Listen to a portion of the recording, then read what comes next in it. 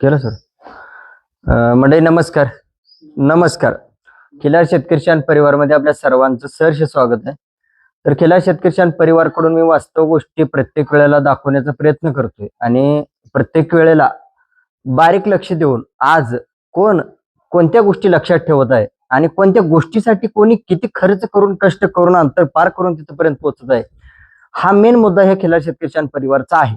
आणि या खिलार शेतकरी शान परिवारकडून ज्या काही मी गोष्टी दाखवल्या त्या भर दिल्या तर त्या गोष्टी काही जणाला आवडतात, तर त्या जवळच्यालाच आवडतात असं नाही. कारण ते मराठी म्हणाय जवळच्याला किंमत कधीच कळत नसते. तर एखाद्या गोष्टीची किंमत भरपूर अंतरावर एखाद्या व्यक्तीला कळत असते. म्हणजे खिलार शेतकरी शान परिवारचं जे काम चालू आहे तर ते काम खरंच योग्य मार्गावर आहे का, तर याची शहानिशा म्हणजे आज पब्लिककडून आलेलं मत. फक्त कमेंटद्वारे म्हणा, कॉलद्वारे म्हणा, मत येण्यापेक्षा आज डायरेक्ट सरळ पद्धतीने त्यांच्या आयुष्यातला वेळ काढून इथपर्यंत ते पोचतायत. का पोचतायत, कशासाठी पोचतायत, ओळख कशामुळे झाली आणि कोणत्या गोष्टीमुळं त्यांची ओढ झाली इथपर्यंत येण्याची, या गोष्टीचं सविस्तर एक 5 ते 10 मिनिटात चर्चासत्र म्हणजे आपल्याला समजणार आहे की त्या गोष्टीला खरंच कोण किती महत्व देत आहे आणि खिलार शेतकरी शान परिवाराने ज्या गोष्टीवर भर दिलाय खरंच ती गोष्ट योग्य होती का, योग्य आहे का आणि योग्य असणार आहे का, मग ती कोणाला किती कळली तो प्रत्येकाच्या बुद्धीचा भाग आहे. तर सर्वांचा परिचय घेतोय. खिलार शेतकरी शान परिवारमध्ये जे व्यक्तिमत्व आलेले आहेत, ते कुटुंब आलेलं आहे, ते कुठून आले आपण त्यांची परिचय घेतोय. सर नमस्कार. सर आपला एक परिचय छोटासा. माझं नाव भास्कर लक्ष्मण पवार, मुक्काम गोडसई, पोस्ट चितवाडा, तालुका कल्याण, जिल्हा ठाणे.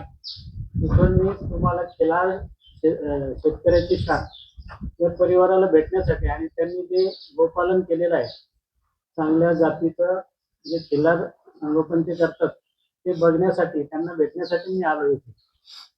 चांगल्या जातीचं गोपालन म्हणजे काय, कधी शिकलात, कोणापासून शिकलात? जातीचा हा शब्द. चांगल्या जातीचं म्हणजे एखाद्या प्राण्यामध्ये चांगलं ब्रीड तयार व्हावं, त्या अर्थाने ते चांगल्या जातीचं. बर. ही महाराष्ट्राची शान म्हणजे एकदम देखणा रूप आहे ना. पूर्ण आपल्या महाराष्ट्रात अशा अनेक देशी गायींच्या जाती आहेत, त्यातलं खिलार आहे, त्यातलं एक देखणा रूप आहे. म्हणजे सर्वात सुंदर, दिसायला आकर्षक, सुंदर, तुमच्या भाषेत कोरीव काटाळ असं. म्हणजे माझ्या भाषेतले शब्द हे योग्य ठरतायत का खिलारसाठी जातीच्या? हो. तेवढा अभ्यास केलाय का तुम्ही? हो, मी फक्त म्हणजे अभ्यास तुमच्यासारख्या खिलार जाणकारांच्या व्हिडिओतून बघूनच मला ते समजलं. साहेब या चॅनलची ओळख कोणी करून दिली तुम्हाला? युट्यूब बघता बघताच मला तुमचे व्हिडिओ आणि इतर दुसऱ्या काही युट्यूब चॅनलचे व्हिडिओ बघता बघता तुमचे जे बोलण्याची पद्धत आहे, तुम्ही जे काही खिलाराचा तुमचा जो दांडगा अनुभव आहे तो बघूनच मला म्हणजे या चॅनलची ओढ लागली आणि मी ते बघायला लागलो आणि त्यातूनच मी तुम्हाला इथे भेटायला आलो. सर कल्याण टिटवाळावरून एवढ्या लांब यायचं, एवढा वेळ काढायचं, एवढं काय त्या गोष्टीत आहे खरं? वेळ काढायची म्हणजे मला देशी जे गोपालन आहे, आपली भारतीय संस्कृतीमध्ये गायीला माता म्हणतात किंवा गायीमध्ये 33 कोटी देवता असतात, ते पुढची गोष्ट आहे. पण गाय हा असा प्राणी आहे की तो सर्व प्राणी सृष्टीचा प्रतिनिधी आहे. म्हणजे आपण अनेक निसर्गातल्या गोष्टींची पूजा करतो, त्याच्यात पशुसृष्टीचं प्रतीक म्हणून गायीला निवडलेलं आहे आणि ते भगवंतानी निवडलेलं आहे गीतेमध्ये. मग गायीचं स्थान त्या ठिकाणी आहे. गाय ही पशुसृष्टीचं प्रतीक आहे म्हणून आपल्या भारतीय गायीला म्हणजे माता म्हणतात, गोमाता. साहेब माझी तुमची ओळख कशी झाली, कधी झाली, नेमकी कोणत्या गोष्टीमुळे झाली, का आठवतंय किंवा काय आता व्हिडिओ आठवतोय? तुमची ओळख मला म्हणजे युट्यूब चॅनल मधूनच झाली आणि जास्त म्हणजे हे तांडोरचा राजा याचे व्हिडिओ बघूनच झाली. तुम्ही ती ओळख करून दिली तांडोरच्या राजाची जगाला सगळ्यांना, तर तिथूनच माझी ती ओळख झाली. सर काय थोडक्यात सांगाल की मी ओळख कशा प्रकारे करून देत होतो किंवा कशा प्रकारे करून दिली त्या राजाची, तुम्ही जो अभ्यास झालाय तो व्यक्त व्हा. म्हणजे त्याचं जे रूप होतं तांडोरच्या राजाचं, म्हणजे त्याचा अग्रेशीपणा आणि म्हणजे तुमच्याकडे दुसरे लोक भेट द्यायला येत होते, त्यांच्याशी तुम्ही जसं बोलायचे त्यांना विचारायचे प्रश्न की हा कसा दिसतो, हे रूप त्यांना बरोबर आहे का, त्याच्या शिंगांचा आकार, त्याच्या शरीराची ठेवण, यावरून ते मला म्हणजे मी ते व्हिडिओ बघता बघता ती ओळख झाली. मग तो संवाद म्हणा, ती चर्चा म्हणा, कधी असं वाटलं नाही ना डोक्यावरून जाते किंवा समजत नाही त्यातले काही वाक्य म्हणा, शब्द म्हणा? नवीन माणसाला समजेल, पण एखाद्या ज्या गोष्टीची आवड आहे ना मला, तर मला ते एवढं डोक्यावरून जात नाही, मी ते समजून घेतो. बर. तर नवीन ज्याला ज्या गोष्टीची आवड नाही ना हम्म. त्याच्या डोक्यावरून जाणार, पण ज्याला आवड आहे ते बरोबर ऐकून घेतो ते माणूस. साहेब, सर तुम्हाला असं वाटलं नाही का की आपण मुंबईवरून इथपर्यंत आलोय, आपला वेळ वाया जाणार आहे, आपलं कष्ट वाया जाईल, ती समोरची माणसं कोण आहेत आपल्याला माहित नाही, ते ठिकाण कुठं आहे माहित नाही, काय याच्या अगोदर आपण गेलो नाही किंवा समोर भेट नाही, तरी तुम्ही धाडस केली इथपर्यंत येण्याची? त्याचं कारण असं आहे की आपण मग देवदर्शनासाठी सगळीकडे फिरतो. पंढरपूरला येतो, पार गाणगापूर, अक्कलकोट, तुळजापूर सगळीकडे फिरतो आणि वारंवार फिरतो. पुन्हा पुन्हा त्याच ठिकाणी जाऊन सुद्धा आपण देव आळंदीला कित्येक वेळा जातो तरी पुन्हा पुन्हा जातो. तसं हे सुद्धा एक एखाद्या चांगलं काम करणाऱ्या एखाद्या गोष्टीवर त्यांना जाऊन भेटणं हे सुद्धा एक देवदर्शनापेक्षाही मला त्याच्यापेक्षा जास्त वाटतं. देवदर्शनाला आपण जातो, दर्शन घेतो आणि येतो, इथे सुद्धा पुण्य मिळतं, पण विशेष गोष्ट अशी की आपुलकी आपल्याला इथं जास्त भेटते. कशी इथं भेटते सांगू शकाल थोडं, 1-2 मिनिटात? आता आम्ही आहे ना स्वाध्याय परिवाराचं काम करतो.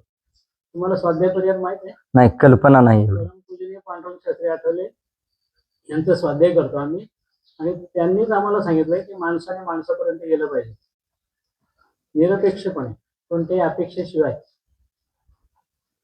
हे गीतेचं तत्व आहे, ते दादांनी पूर्ण जगाला समजावलेलं आहे. आणि दरवर्षी आम्ही भक्तीफेरी निमित्तानं किंवा दर महिन्याला सुद्धा आम्ही एका गावात जातो, 24 तास राहतो, आमचा स्वतःचा डब्बा घेऊन जातो 2 टायमाचा, तिथे वस्तीला राहतो. त्या घरी आम्ही चहा घेत नाही, फक्त आमचा डबा नेतो तेवढंच खातो आणि तिथे राहून आम्ही गावात फिरतो. ते आम्ही जवळजवळ 30 वर्षापासून हे स्वाध्याय कार्यात आहे.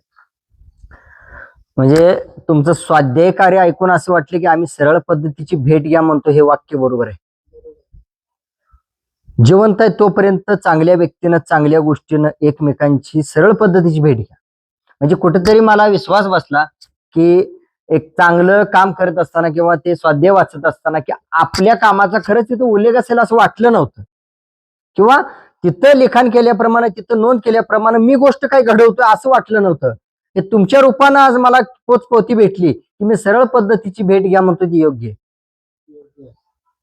आणि मला आवड आहे म्हणून मी कुठेही जातो, मी एकटा पण जातो अशा गोशाळांना भेटायला. कायम जाता? किती वर्ष झालं जाता गोशाळेनं भेटायला? 4-5 वर्ष झाली असेल. असं दरवर्षी जातो असं काय नाही, बर जसं मला वेळ मिळतो तसं जातो. बर, ठीक आहे. महत्वाच्या मुद्द्यात आलात तुम्ही. गोशाळेत भेटायला जाता, तिथं पण तुम्ही काही गोष्टी बघता. तुम्ही मुंबईवरून इथपर्यंत आलात, 400-500 किलोमीटर आलात, बरोबर? तर त्या गोशाळेत गेल्यानंतर तिथल्या गोष्टी आणि ह्या शेतकऱ्यांच्या गोष्टी, म्हणजे तुम्ही मगाशी काय म्हणलात की बाबा पंढरपूरला देवालाही भेटायला जातो, आणि असा वास्तव जागृती करणाऱ्या माणसाच्या घरी सुद्धा जाणं म्हणजे देवाला भेटायला जाण्यासारखं. फरक काय जाणवला गोशाळेतला आणि इथं गोट्यावर आल्यानंतर? गोशाळा कशी म्हणजे तिथे ज्या कोणी गायी सांभाळत नाही अशा गायी सोडलेल्या असतात, तिथं गायीची सेवा करतात, ती पण एक चांगलीच गोष्ट आहे.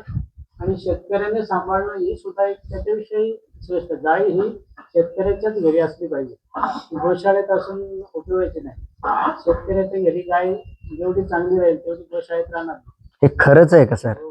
गोशाळावाल्यांचं पण तसं मत आहे. हो, तुम्ही अनुभवलात? आम्ही प्रत्यक्ष गोशाळावाल्यांना जाऊन भेटलोय. आमचं नशीब भाग्य आहे म्हणायचं की वास्तव अनुभव आम्हाला आज ऐकायला भेटला की शेतकऱ्यांना गायी सांभाळावी.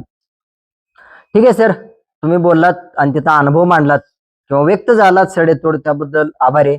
या चॅनलच्या कामगिरीबद्दल किंवा या चॅनल कडून तरुण वर्गाला किंवा खिल्लार पालकांना काही प्रेरणा मिळत असेल का, किंवा प्रेरणा घ्यावी का? तरुण वर्ग आज म्हणजे गोपालनाकडे वळत आहे. वळूच्या क्षेत्रात म्हणा किंवा आमच्याकडे तरुण वर्ग शर्यतीच्या रूपाने आता बैल घेतोय. असेल बैल आमच्याकडे गाई पळत नाही आमच्याकडचे लोक, हा पण शर्यती एक हाऊस म्हणून असे बैल बैल आणतात, खिल्लार बैल आणतात, प्रत्येकाने एक बैल शर्यतीसाठी आणतात ते. बर ते एक हाऊस म्हणून आणतात. हौशीसाठी.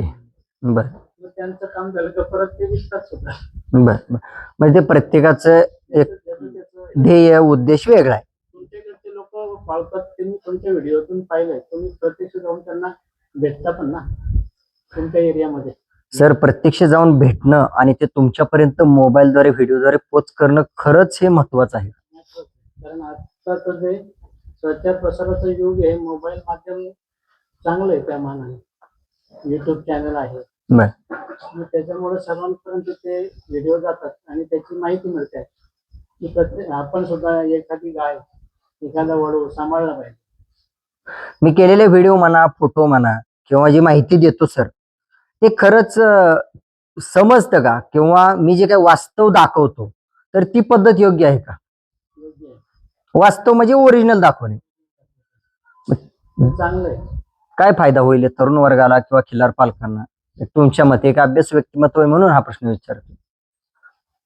ओरिजिनल बघितल्यानंतर काय फायदा होईल? ओरिजिनल प्रत्यक्ष जाऊन बघितल्यानं म्हणजे माणसाला ते समजतं प्रत्यक्ष खिलार कसं असतं. व्हिडिओतून आपल्याला तेवढं त्याचं रूप समजून येत नाही. कालच आम्ही ते परमेश्वर तळेकरांकडे गेलो होतो ना, तो त्यांच्याकडे जो भैरू बैल आहे हा तो आम्ही व्हिडिओतून बघत होतो, तर तो त्याच्यात तेवढा मोठा वाटत नव्हता, पण आम्ही प्रत्यक्ष तिथे गेलो तर त्याच्या पाठीमागचा भाग म्हणजे माझी उंची 5.25 फूट आहे, तर तेवढ्या उंचीचा तो बैल आहे आणि त्याचं कवशिंग आणि शिंग हे अजून उंच आहे. म्हणजे तेवढ्या प्रत्यक्ष बैला जवळ आम्ही पहिल्यांदा उभं राहिलो. म्हणजे वास्तव फील हे तुम्ही स्वतः कष्ट केलं म्हणून अनुभव भेटला. समजा तुम्हीच कष्ट केलं नसतं तर आज तुम्हाला व्यक्त होता आलं असतं का? म्हणून मी नेहमी सर सांगत असतो की वास्तव वेगळं, व्हिडिओ वेगळा, फोटो वेगळा, जाहिरात वेगळी, एडिटिंगचा उद्देश वेगळा, चॅनलचा उद्देश वेगळा आणि आपला उद्देश आपल्याला जे काय साध्य करायचं आहे तर सरांसारखं जातीवंतपणे जागा सोडून अंतर पार करून स्वतः कष्ट करून आज सरळ पद्धतीची भेट घेतली पाहिजे आणि ह्या भेटीनं जी जागृती होणार आहे तर ती जागृती शेवटपर्यंत येणार आहे. तुम्ही जी बोललेली वाक्य आहेत, तुम्ही जे आता वेळ दिला मला, या वेळेला, या चर्चेला, या मुलाखतीला कोणतरी बारकाईने लक्ष देणार आहे. काही जण व्यक्त होतील, सर अमुक अमके मुंबईवरून तांडोरला गेले आणि तिथं गेल्यानंतर त्यांनी काहीतरी व्यक्त झाले आणि खरंच आहे. राजमाळगे जर ओरडून सांगत असेल तर त्या राजमाळगेच्या आवाजाला साथ देणारे कोणतरी 500 किलोमीटर वरून येत आहे. सर धन्यवाद, तुमचा आभार आहे. जेवढं बोलेल तेवढं कमी वाटते मला, पण वेळेअभावी आपण जेवढं महत्वाचं आहे तेवढं व्यक्त झालो. त्यानंतर बोलता बोलता चर्चा झाल्यानंतर तुम्हाला जे काही व्यक्त व्हायचं असेल तुम्ही व्यक्त होऊ शकता. मॅडमकडे द्या थोडा वेळ. खिलारचं महत्व त्यांना. माझ्यासोबत बरं ठीक आहे, बाबांना द्या माहिती. बाबा मी सांभाळलेली आहे, माझी या सीन होती. हा हा हा द्या त्यांच्याकडे द्या. आमचे बैल होते, हा हातात धरा. चार बैल होते आमचे. बाबा नमस्कार. तुमचं नाव? माझं नाव लक्ष्मण. स्टॉप करायचं रे असं काम करताना काय. हा राहू द्या. माझं नाव लक्ष्मण बुधाजी पवार. लक्ष्मण बुधाजी. बर. काय करता सध्या? शेती करता. मग एवढ्या लांब कसं काय प्रवास केला तुम्ही मुंबईवरून इथपर्यंत आणि कोणामुळे प्रवास केला? कोण आहेत ते? चिरंजीव आहेत. बर. मग प्रश्न नाही पडला तुम्हाला की अनोळखी ठिकाणी एवढ्या लांब कसं काय जायचं? हा त्यांच्या मुलं मला सुद्धा बघायला भेटते ना दोन ठिकाणी. तुम्हाला सुद्धा बघायला मिळतंय. मग याच्या अगोदर कधी गेला होता तुम्ही बघायला बाबा? नाही, आम्ही तीर्थाला जातो फक्त, इथे नाही जात. हे पहिल्यांदा झालं. बर. बाबांच्या डोळ्यात पाणी म्हणजे उन्हामुळे वगैरे येते का बोलता नाही? बाबा आमचे एकदम हलके आहेत, त्यांना असं बोलता बोलता पण डोळे पाण्यात भरतात. म्हणजे भावनिक आहेत. बर. समाधान वाटलं का बाबा इथं आल्यावर? काय प्रवासाचा त्रास? नाही, त्याचा त्रास होऊ शकत नाही ना? तिकडे पण रात्री आम्ही किती 7:30-8 वाजले. बर. तिकडे गेला होतो तुम्ही, तिथे समाधान वाटलं? हो. बर. घरी काय आहे का खिलार? नाही आमच्या आता बैलच नाही. आता नाहीच? पूर्ण नाही, ट्रॅक्टर आलं ना. याच्या अगोदर होता का? 4 होते. 4 बैल होते, एक गाय गोमाता होती. होती हा? बर, मग कशासाठी सांभाळली होती ती खरं तुम्ही? राहू दे तिथं. ती गाय कशासाठी सांभाळली होती तुम्ही खरं? काय उद्देश होता? ते गाय म्हणजे आमच्या पूर्वीच्या गायीचीच वंशावळ होती. हा ती आमच्या आत्याकडे दिली होती. ज्या मीच ती गाय व्याली, त्याला वासरू झालं होतं, ती घेऊन आलो दुधासाठी घेऊन आलो. आमचा तर पहिल्यापासून नियम होता, जे जनावर आम्ही घेतलं ना ते विकत कधीच नव्हतं. म्हणजे मरेपर्यंत सांभाळ, शेवटपर्यंत ती आमच्या तिथे हे झाली. डेट झाली. मरेपर्यंत सांभाळ, माझ्याकडे सांभाळायचं. विक्री नाही करायची जनावर. तुम्ही घरच्या सदस्यासारखं शेवटपर्यंत ठेवत होता त्याला. म्हणजे आपण तर त्यांचा वय झाला म्हणून ते आम्ही कुंडाला घातलं. जेव्हा माझा मोठा मुलगा झाला ना, म्हणजे माझी डिलिव्हरी झाली, तेव्हा माझ्या मोठ्या मुलाने खूप त्या गाईचं म्हणजे दूध पिलेलं आहे. बर, नंतर ती वयस्कर झाली, म्हातारी झाली, मग ती स्वतः दूध पिलंय म्हणल्यावर तो आला असता तर अजून किती बोलला असता. हा त्यालाच आम्ही घेऊन येणार होतो, हा. पण तो नाहीच बोलला, म्हणून त्यांना घेऊन. तो पण ड्रायव्हिंग करतो. बर, हा. पण तो नाही बोलला ना. तर परतच्या ट्रिपला घेऊन या. स्वतः दूध पिलंय म्हणल्यावर तो अनुभव सांगेल आणि अजून 4 पोरं दूध पितील गाईचं. हा तो धान गायला हा हा तो त्याला या गोष्टीची जास्त या आवड गोष्टीची आवड नाही. बर, तो जरा दुसऱ्या फील्डचा आहे, दुसऱ्याचा आहे, बॉडी बिल्डर बॉडी बिल्डर येतो. नाही, असू द्या, पण त्या दुधाचा कुठेतरी बेस आहे ना त्या शरीरात. आहे. तो काय 1-2 दिवस पेला नसेल, खूप कडक आहे. 1-2 वेताचं तर पेला असेल ना दूध. हो, एका वेताचं पुन्हा तो. हा, मग तरी त्याचा फरक राहतोच. फक्त ते तुम्ही वारंवार जाणीव करून देणं गरजेचं आहे आई वडिलांनी, की बाबा तुझ्याकडे जी संपत्ती आहे आता, तर त्याच्यामध्ये कुठेतरी देशी गाईच्या दुधाचा वाटा आहे. ठीक आहे, धन्यवाद. आणि आलेले यांची ओळख? प्रदीप भाऊ.